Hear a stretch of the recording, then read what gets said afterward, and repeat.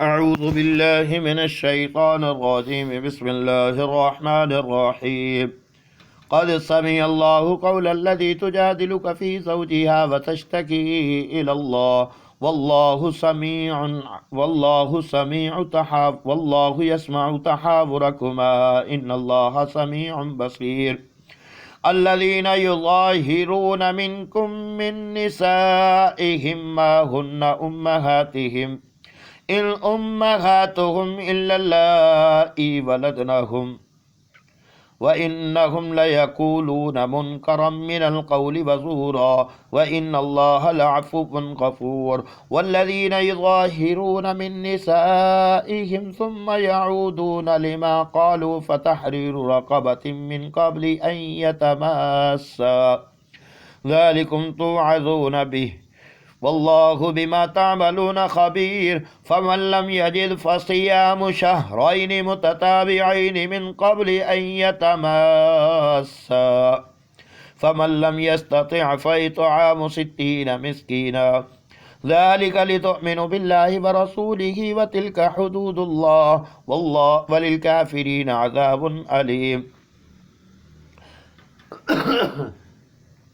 إن الذين يحادون الله ورسوله كبتوا كما كبت الذين من قبلهم وقد أنزلنا آيات بينات وللكافرين عذاب مهين. يوم يبعثهم الله جميعا فينبئهم بما عملوا أحصاه الله ونسوه والله على كل شيء شهيد. ألم تر أن الله يعلم ما في السماوات وما ما يكون من نجوى ثلاثة إلا هو رابعهم ولا خمسة إلا هو سادسهم ولا أدنى من ذلك ولا أكثر إلا هو معهم أينما كانوا ثم ينبئهم بما عملوا يوم القيامة إن الله بكل شيء عليم.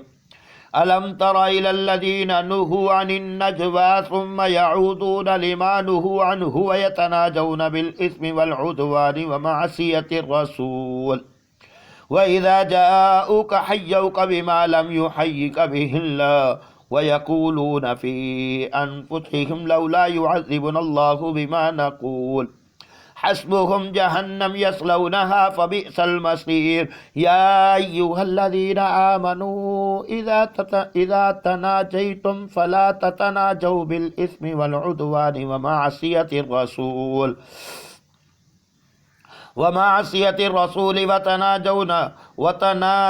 وتناجوا بالبر والتقوى واتقوا الله الذي إليه تحشرون. إنما النجوى من الشيطان ليحزن الذين آمنوا وليس بضارهم شيئا إلا بإذن الله وعلى الله فليتوكل المؤمنون. يا أيها الذين آمنوا إذا قيل لكم تفسحوا في المجالس فافسحوا يفسح الله لكم وإذا قيل انشروا فانشروا يرفع الله الذين آمنوا منكم والذين أوتوا العلم درجات والله بما تعملون خبير. يا أيها الذين آمنوا إذا تناجيتم الرسول فقدموا بين يدي نجواكم. آمنت بالله صدق